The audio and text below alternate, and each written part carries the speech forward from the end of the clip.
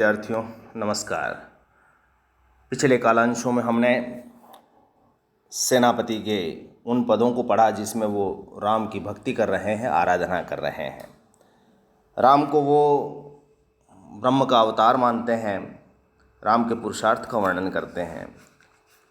अपनी राम भक्ति को प्रकट करते हुए वो आत्मनिवेदन भी करते हैं, उनके रूप, गुण, धर्म, धैर्य, पुरुषार्थ आदि का भी वो वर्णन करते हैं और उसके प्रति अपनी श्रद्धा प्रकट करते हैं।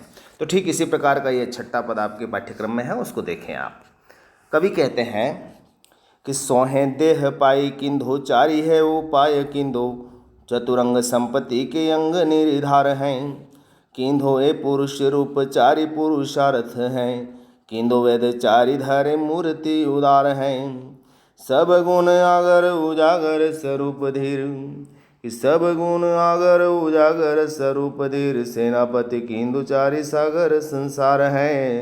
द्विपति विशाल किंदु चारि दिग्पाल किंदु चारु महाराज दशरथ के कुमार हैं। यहाँ पर राजा दशरथ के जो चारों पुत्र हैं, राम, लक्ष्मण, भरत और शत्रुघ्न, उनकी महिमा का बखान कर रहे हैं और ये कह रहे हैं कि ये जो चारों पुत्र हैं वो लोक धर्म के अनुसार एक तरह से आध्यात्मिक अभिव्यंजना करते हैं। अर्थात ये चारों पुत्र नाम के भले ही हैं कि राम, लक्ष्मण, शत्रुघ्न, भरत, लेकिन इनके पास संसार का सारा सौंदर्य है, संसार का सारा भेद है, संसार की सारी महिमा इनके अंदर समाहित है। तो ये कहते हैं कि सोह देह पाई किंदो चारि है उपाय किंदो। ऐसा लगता है कि ये जो राजा दशरथ के चारों पुत्र हैं, ये चार पुत्र नहीं बल्कि संसार के चार उपाय हैं। सोह देह पाई यानी ऐसा लगता है इन्होंने शरीर तो प्राप्त किया है चारों पुत्रों के रूप में, लेकिन वास्तव में देखा जाए तो संसार के चार उपाय हैं। ये चार उपाय कौन से हैं? साम, दाम, दंड, भेद, इन्हें चार उपाय माना गया है और इन चारों के उपाय इनके अंदर समाहित है और इसी भांति ये शोभायमान है। चतुरंग संपत्ति के अंग निर्धार है और इनके पास जो संपदा है वो चतुर संपत्ति है, यानी चार प्रकार की संपत्ति। और वो चार प्रकार की संपत्ति कौन सी हैं? सेना है, सभा है, वैभव है और कीर्ति है। इन चार प्रकार की संपत्ति को शास्त्रों में स्वीकार किया गया है। तो ये चारों पुत्र नहीं हैं बल्कि चारों ही प्रतीक के रूप में संसार के चार उपाय हैं और चतुरंगिनी सेना के प्रतीक है। और यह नहीं कहा जा सकता कि ये मात्र केवल दशरथ के चारों पुत्र हैं। फिर आगे वो कहते हैं कि किंदो है पुरुष रूप चारि पुरुषार्थ है। किंदो वेद चारि धारे मूर्ति उदार है। और इन चारों ही व्यक्तित्व में ऐसा दिखता है कि ये चारों पुरुष रूप में तो हैं, लेकिन वास्तविक रूप से देखा जाए तो ये चारों पुरुषार्थ के अवतार हैं। चार पुरुषार्थ आपको ध्यान होगा कौन से हैं? धर्म, अर्थ, काम और मोक्ष, जिसकी चर्चा हमारे शास्त्रों में होती है, ये चारों पुरुषार्थ है। और चारों पुरुषार्थ के रूप में इन चारों भाइयों का वो महिमा गान करते हैं। और उसके बाद आगे कहते हैं कि शायद ऐसा लगता है किंदो वेद चारि धरे मूर्ति उदार है, कि चारों ही अपने रूप में नहीं बल्कि चार वेदों के प्रतीक है। चार वेद कौन से हैं?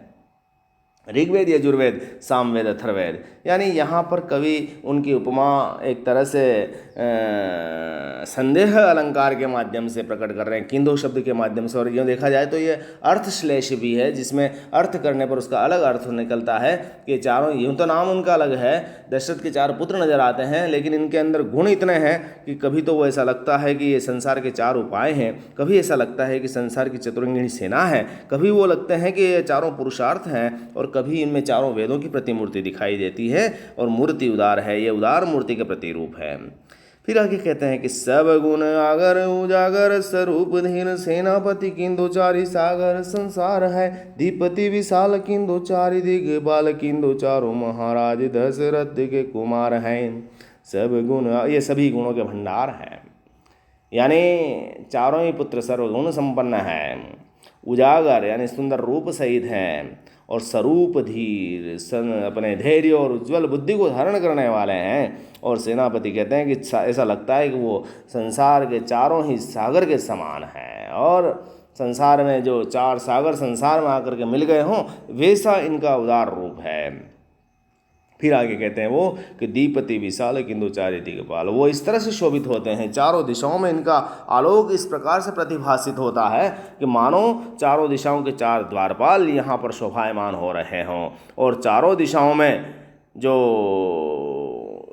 जो इंद्र हैं, वरुण हैं, कुबेर हैं, यमराज हैं, ये चारों ही दिग्पाल की भांति राम लक्ष्मण शत्रुघ्न भरत और दक्षिण की रक्षा करते रहते। चारों महाराज जो हैं, चारों महाराजों का नाम आए हैं यहाँ पर, इंद्र है, वरुण है, कुबेर और यमराज हैं, वो इनके दिक्पाल की भांति महाराज दशरथ के कुमार की रक्षा करते रहते हैं। तो यानी कहने का आशय यह है कि कवि की दृष्टि में जो महाराज दशरथ के चारों पुत्र हैं, राम लक्ष्मण भरत शत्रुघ्न, ये चारों ही उपाय, संपत्ति, चतुरंगिनी सेना और 4 पुरुषार्थ, 4 वेद, 4 सागर और 4 दिशाओं के 4 द्वारपालों की भांति है। तो यानी इस पूरे पद में आप देखा है कि राजा दशरथ के चारों पुत्रों के वर्णन में राम के प्रति तो कवि की निष्ठा दिखाई ही देती है, बल्कि उनके लिए जो प्रतीक तय करते हैं, वो उनकी जो तुलना करते हैं, वो संपत्ति, पुरुषार्थ, वेद, सागर, दिक्पाल, ये भी एक महत्वपूर्ण है। भक्ति रस आप यहाँ देख रहे हैं, उनके प्रति श्रद्धा भाव भी है। किंधो शब्द आने से आपको संदेह अलंकार दिखाई दे रहा है और अर्थश्लेष भी दिख रहा है। भाषा इसकी ब्रज भाषा है जिसमें अनुप्रासिक ध्वनि पूरे पद में है और मनहरण कवित छंद यह है। तो आप इस पद को देखें और इसको समझने की कोशिश करें, उसकी अपने हिसाब से व्याख्या भी करें। अगला पद दिखाता हूँ मैं। अगले पद में कवि जो राम की भुजाओं की प्रशंसा कर रहे हैं, और वो भुजाएं भी कितनी बलशाली है, और उनकी देवताओं की रक्षा करने में ये भुजाएं किस प्रकार से अपनी भूमिका अदा करती है, उसका वर्णन है। देखें आप, वो कहते हैं कि जो के समान चापवान सो विराजमान, विक्रम निधान उपधाम से वाम के, परम कृपाल दिगपालन के रक्षिपाल, थम्ब हैं विशाल जय पताल देव धाम के, दीर्घ उदार भू भाव के हरन हार, पूजवन हार सेनापति मन काम के, साजत समरवर गाजत जगत पर, रजत प्रबल भुज दो राजा राम के, रजत प्रबल भुज दो राजा राम के। यानी राजा राम की जो भुजाएं वो कैसी है, इसका वर्णन वो करते हुए कहते हैं कि ये बलशाली है और कांति युक्त है, और इन दोनों की समानता संसार में कौन कर सकता है, कीजिए को समान, कौन इनकी समानता कर सकता है। ये चापवान है, यानी धनुष के समान इनकी भुजाएं हैं, विक्रम निधान मतलब महापराक्रमी है, और उपधान से वाम के, और यह सीता सीता सीता माता जिसकी शिरोधान है, यानी राम की भुजाएं सीता माता के लिए है, विक्रम का असीम, विक्रम पराक्रम का ये असीम घर है, और शिव धनुष की भांति ये राम के शरीर पर विराजमान है। यानी दोनों जो भुजाएं हैं उनकी समानता किससे नहीं की जा सकती। चापवान यानी शिव के धनुष के समान है, जो अपने शरीर पर विराजमान है, महापराक्रमी है, और ये उपधान है, किसकी शिरोधान है, किसके लिए, सिया के। परम कृपाल, ये परम कृपालु है, राम की भुजाएं दयावान है, और दिग्पालन के रक्षिपाल, चारों जो दिशाओं के दिग्रक्षक हैं उनकी भी रक्षा करती है, और उन्हें देखकर ऐसा लगता है कि थंब हैं विशाल जय पताल देव धाम के, ऐसा लगता है कि मानो देवताओं के धाम पाताल लोक के 2 विशाल खंबे हैं जिन पर पाताल लोक का भवन सुरक्षित खड़ा है। थंब हैं विशाल, 2 बड़े थंब हैं, खंबे हैं पाताल और देवधाम के, यानी पाताल लोक और देवलोक दोनों इसके ऊपर खड़े हैं, यानी इनकी रक्षा करने वाले हैं। जो राम की दोनों भुजाएं हैं उनका वर्णन करते हुए वो आगे क्या कहते हैं कि दीर्घ उदार भूर भार के हरनार, पूजवन हार सेनापति मन काम के, दीर्घ उदार भू भार के हरन हार। राम की जो दोनों भुजाएं हैं वो दीर्घ हैं, उदार हैं, और संसार भर के कष्टों के हरण करता है। भूभाव के हरणहार, यानी भूभाव संसार का जो भार है उसके भी हरण करने वाले हैं, हरण करता है। और अतः कवि की दृष्टि में जो दोनों की भुजाएं हैं उनका पूजवनहार यानी पूजा करनी चाहिए, सेनापति कह रहे हैं, उनका मन से सम्मान करने चाहिए, यानी इनकी पूजा करने से ही संसार की मनोकामनाएं वो पूर्ण हो जाती है। अतः हमारा ध्यान उस ओर भी जाना चाहिए। साजत समरवर, ये समर के अंदर सजावान हो जाती है, यानी युद्ध में ये भुजाएं फड़कने लग जाती है, शोभायमान हो जाती है। गाजत जगत और जगत पर गर्जना करती है और हमारी रक्षा करती है। रजत प्रबल भुज, और रजत यानी विराजी हुई है, रजत के समान है, और राजा राम के जो दोनों भुजाएं हैं वो संसार के समस्त प्राणियों की रक्षा करने वाली है, बलशाली है। अपूर्व भुजाओं के राजा राम की हमें भक्ति करनी चाहिए ताकि वो हमारी रक्षा कर सकें। कभी यहाँ पर देखें आप, राम की भुजाओं के वर्णन में भी भक्ति भावना का भाव अदा कर रहा है। भक्ति रास के साथ श्रद्धा भाव यहाँ प्रकट हो रहा है। भाषा यहाँ की ब्रज है, और आप देखेंगे कि यहाँ पर साहित्यिक भाषा है और उसके सारे गुण इसमें विद्यमान हैं।